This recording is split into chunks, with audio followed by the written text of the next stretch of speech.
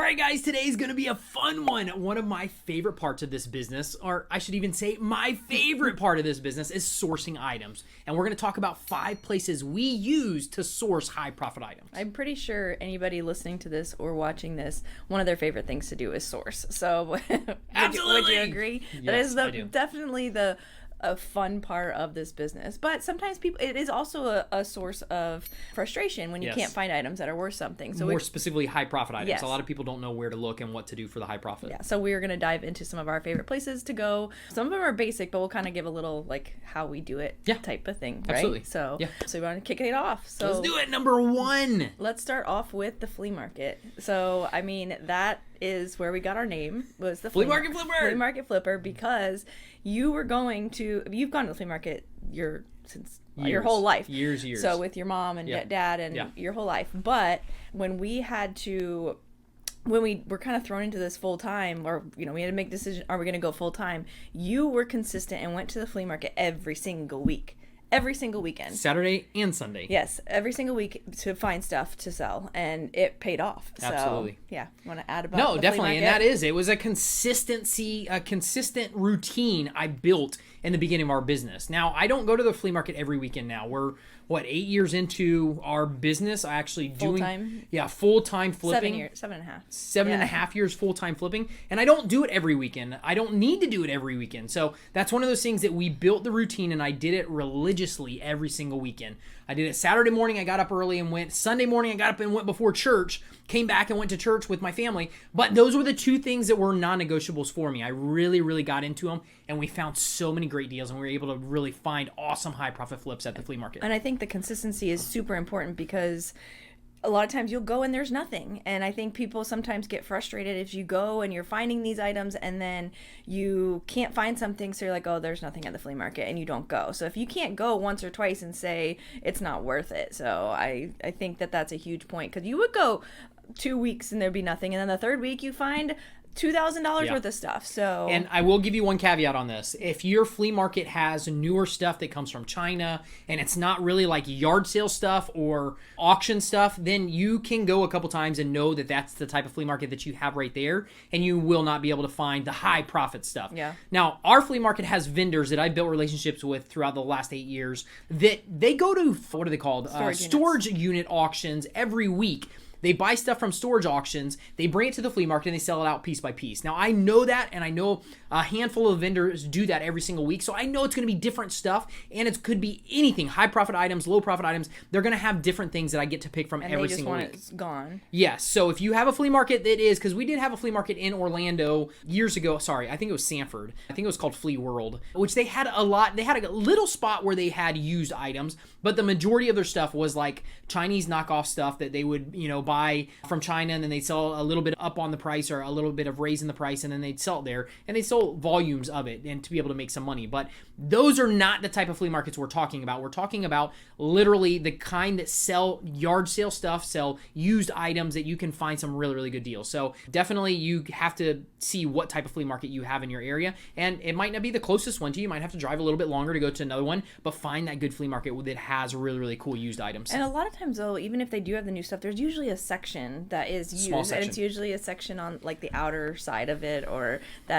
will have some used stuff, and that's where we always gravitate to, because that's where you can find the treasures. Such a great point. So don't discount the flea market if that's all you know. Ask some people, some vendors in there, like Melissa said, do you guys have a section of this where all the used vendors that are selling used items, do you guys have a spot where they're at? Because some flea markets are huge and you might not be able to find it, but asking somebody, they might tell you where to go for that. Yeah, because we found that there's a couple of flea markets we go, and it's like all new stuff, but there still is almost always a couple sections of the used stuff, and that's where you'll find your treasures. That's it. So flea market number 1. Number 2, thrift stores. Thrift stores! Don't discount thrift stores. I love thrift stores. One of the places, we built in the beginning of our business, Habitat for Humanity. Was a big one. Our local one. They would sell us really, really good items.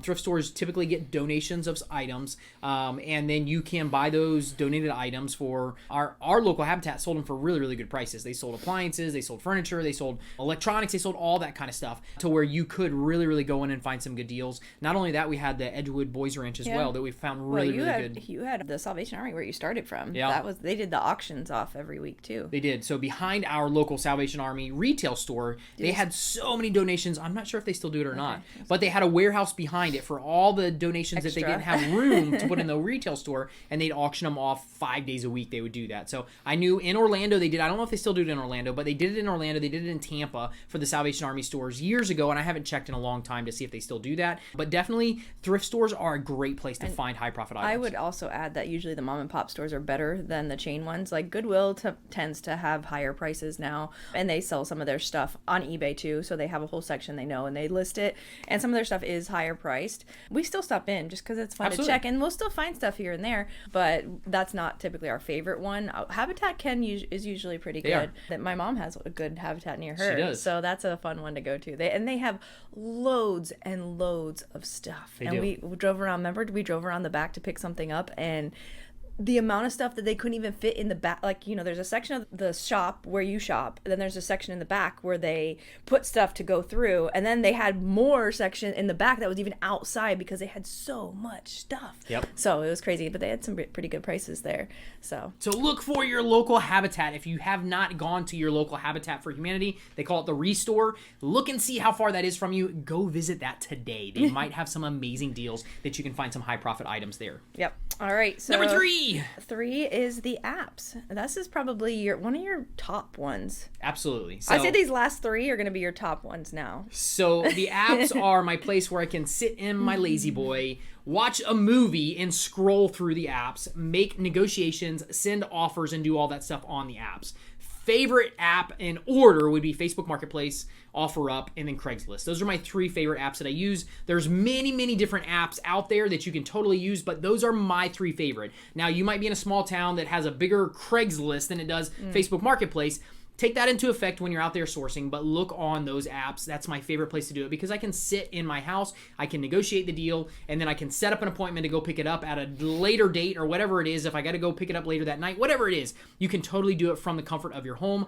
So that's what I've gravitated to really more than anything is going towards the apps, just because it's easier to do it. It takes less of my time to be able to do it while I'm sitting there watching TV or watching whatever I want to do. Sit down, take a break. I can totally do that, and that's what I enjoy. Yeah, and I would add too that the reason why you can find really items that are worth a lot of money on Marketplace, and the reason why you can get them at a good deal is because most people won't ship them. And so these are the items we're looking for, is the items people are not willing to ship. They're just trying to sell it in their local market, and they're selling it for like pennies on the dollar. Like, example would be maybe a cooktop for like $50 or something that we can sell for $2,000. Like those are the kind of things we're looking for. Somebody doesn't know how to ship, or they just don't want to. They're just getting rid of it. They redid their kitchen, whatever. You can find that stuff if you're willing to ship it. So absolutely, and you'll probably see on some of those items they'll start out at $2,000. They'll drop it to $1,000. They'll drop it to $700. Drop it to $500, and then they probably would even take an offer of $250, $150, something like that, because they cannot sell it in the local market for what they're trying to get out of it. They have to get it onto eBay, and people don't know how to ship, so they won't go to eBay. So that's where we're looking for those items that are too big for somebody to sell locally, but we'll bring them in. I mean, we'll go and we'll buy them, and then we'll throw them on eBay, and then we'll ship them anywhere in the country to make the profit that we need to. I mean, one that comes off the top of my mind is one that I shipped out last week, the cooktop. We paid $100 for that cooktop. It was a gas cooktop, a 45-inch cooktop. That was on the road trip, right? It was on the road trip. We found it on Facebook Marketplace. And the guy, I don't remember what he had it listed for, but I negotiated him to $100. He said he would do $100 for it. We bought it. We brought it back. I sold it within 2 weeks once I listed it on eBay for $2,200. So it just gives you an idea of the local market versus what you can do once you actually take some of those bigger items from the local market and then put them on eBay, and you get them to a bigger market looking for those items. Yeah, and one little thing I wanted to add to that is you can also make offers, and you might not hear from that person for a little while, but that doesn't mean that you're out, because sometimes things will sit and they'll be like, oh, I just need to get rid of it. Fine, come and get it, or come and get it at this lower price. Like the chiropractor table, remember? Yes. Did the chiropractor table, you offered, what'd you offer? $350. He had $700 he was asking for it. And so I offered $350. And he said no, right? But then he wanted it gone, and then he wrote you back and said, if you can come get it, you can come get it for free. And you're like, oh, yeah, like a week and a half later, I don't think he responded to $350, but he left it, or maybe he did. I don't remember exactly what it was. But a week and a half later, he wrote me and said, hey, I need this out of my office. My new table is coming tomorrow. If you can come pick it up tonight, you can have it for free. And I was like, oh, unbelievable. Absolutely absolutely, I will come and grab that thing. And I couldn't do it that night, but I did it the first thing the next morning, and we did it. And it was fun to move. I just communicated with him and let him know, hey, I can't get there tonight, but if I can do it first thing in the morning, I'll get there when you guys open up, and I'll get it out of there. We got it out of there, and we sold it for very quick too. Not very long. $2,200 or $2,400, and we got it for free. We didn't pay anything for it. Yeah. So that's one of those things that, totally. The new one was coming in, and he needed it gone. And he could not sell it because it was a larger item, and somebody locally didn't need it, but somebody in another state did, and we were willing to ship the item, which we did ship it, and got it to its new owner. So definitely, one of those things. Like Melissa said, like Melissa said, don't discount if you send somebody an offer. They say no. That doesn't mean no. That just means no right now. They might go a week or two and then really need to get rid of it and respond back and either give it to you or tell you, hey, I'll take your offer if you can come still pick it up. You totally can do that. So don't discount them if they don't accept you right away. Yeah. All right. Number 4. Which has been a fun one for us over the years and lately too. The trash. The trash. Don't discount the trash. So, and you guys might not know this. Melissa and I are not trash pickers. We're not dumpster divers. No, we don't go out looking for trash days. You could. You absolutely could. And you could make a lot of money. People do make a lot of money. Absolutely. So, but one thing that Melissa and I built into our daily routines is we walk from our house to our downtown area, which is a mile away. We walk on this same path every single morning. And on the days that is large trash or the day before large trash pickup, we'll find stuff that people just throw on the side of the road that there might not be anything wrong with it, or there could be something small wrong with it. And I'll give you another example. Just, 2 weeks ago, I pulled a compressor out of the trash, and gas-powered compressor, and there was nothing wrong with it. It was a little beat up, it was older, but there's still nothing wrong with it. I sprayed some fast starting fluid in the carburetor because I couldn't get it to start right on choke. Sprayed fast starting fluid in it, it cranked up, it pumped up to the the air pressure that it needed to at like 120 or 150 psi. It cut off and kept the motor running, so it was still running okay. There was nothing wrong with it other than it was old and beat up. Pulled it out of the trash. We sold it in less than like 5 days on Facebook Marketplace for $200. And that was just $200 sitting in the trash. Straight from the trash. So nothing out of the way. I didn't take my truck to go, look for dumpster dives or trash. We were walking and it was on our path, and I went back, I grabbed it, brought it to the house, cleaned it up. I actually didn't clean it up. Sorry. I just cranked it up. Got a video of it actually running, and that was it. That's all I did. Posted some pictures of it, and it sold really, really quickly locally. We found lots of furniture in the trash over the years. We got that humidor you sold for $450. Yep.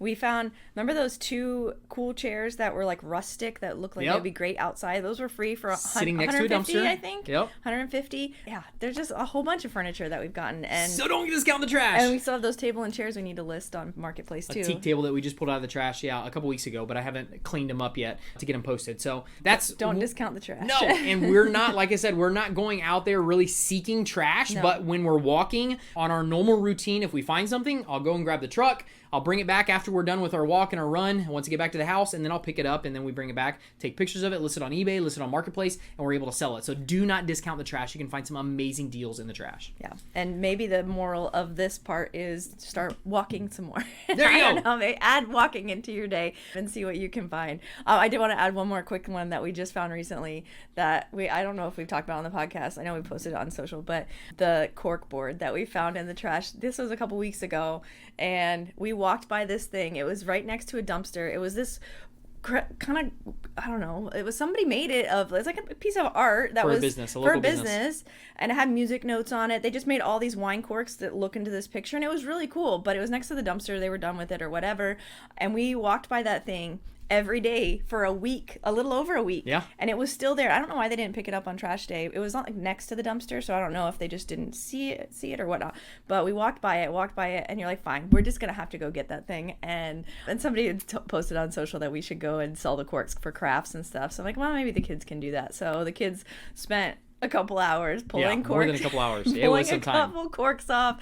And so far, we had 1,900 that we've counted. We probably have double that left to still count. Over 3,000. Yeah, definitely over 3,000 we're at about, corks. 3,000. So we'll see what they can sell them for on eBay for crafts. So. To give you an idea, it was a 4x8 sheet of plywood. So if you know how big a 4 foot by 8 I'll have to foot throw a picture in here too. Sheet of plywood is, it was big with that many corks. So really, really cool. But it was free in the trash. My kids took them off and pulled the glue. They had They are glued on with hot glue. Pulled the glue off, and we threw them into bags of 100, and that's how we'll end up selling them, as bags of 100. And we'll make, who knows, a couple $100 on them selling them for crafts. But still, it was just something in the trash. Plus, I mean, and the kids board want to make some money, so that was a great way. And the board alone, I use it for palleting. So I got a free board out of the ordeal that would have cost me $25-$30 that I can use for palleting, which is awesome. Absolutely love that aspect of what we do, that we can recycle stuff as well. So that's really, really cool. So number 4 is trash. Do not discount the trash. There's some cool stuff in the trash. And number 5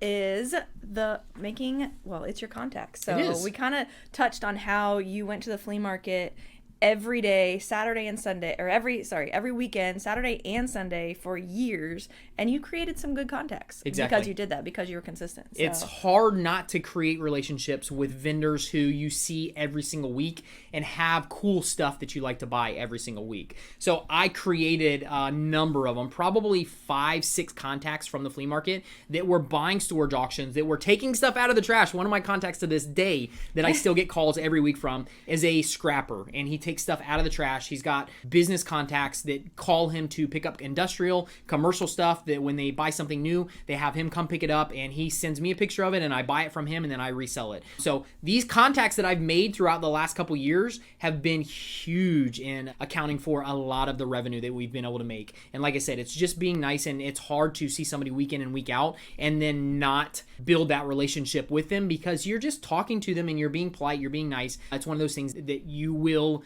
definitely benefit from creating those contacts, and that's one of probably our favorite ways. I could be honest with you guys, I probably could not go to the flea market again, not use the apps again. With one of these contacts that I built, he would give me enough stuff to make over $100,000 a year just in what he's given me. At the beginning of this year, one of our flips that I got from him, 12 stretchers? Yeah. 12 stretchers ended up making us between $15,000 and $60,000 just on 12 stretchers that we got from him. And I bought multiple other items from him, and he's always got cool items for me to buy. So just don't discount people. Creating relationships with people, it really will pay off in this business. And they all know what you do too. That's another thing. Is people are like, well, why don't they just sell it? And that's just not their business model. It isn't. So a lot of times their business model is just get it gone as quick as possible. So they want it gone, and we'll take the extra time to take pictures, make sure it looks nice, and make them more money and ship it out. And it's just different business models. So when you work together, it's pretty cool. I know sometimes he's on the side of the road. He just picked up something off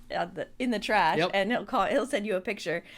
Was that the his autoclave? Was that on the side of the road? A piano. He sent me a piano. Piano. You had to snap a picture from the side of the road. Even before he picks it up. Do you want this for He'll send me $100? Picture before he picks it up and sell it to me through a picture. And then if I don't want it, he'll leave it. And if I do want it, he'll put it on the back of the trailer, bring it to me, and negotiate with him. Yeah, so that's one of those things that creating those relationships, even at thrift stores as well. I was going to add that too. The thrift stores, we've created relationships there. Yes, to where one of the managers at the thrift store used to call me when he got stuff that he knew that I liked and knew that I bought. He would call me up. I ended up building a close relationship with him where it was really, really cool that we were able to utilize that as well in our flipping business. Yeah, so those are the 5 places that we like to source, and I know sourcing is probably something that is fun for you, but maybe you picked something up that can help you in your flipping adventure. So awesome! All right, guys, hopefully you've enjoyed our time today. If you want to check out some more cool tips and tricks in this business, go check out this next video.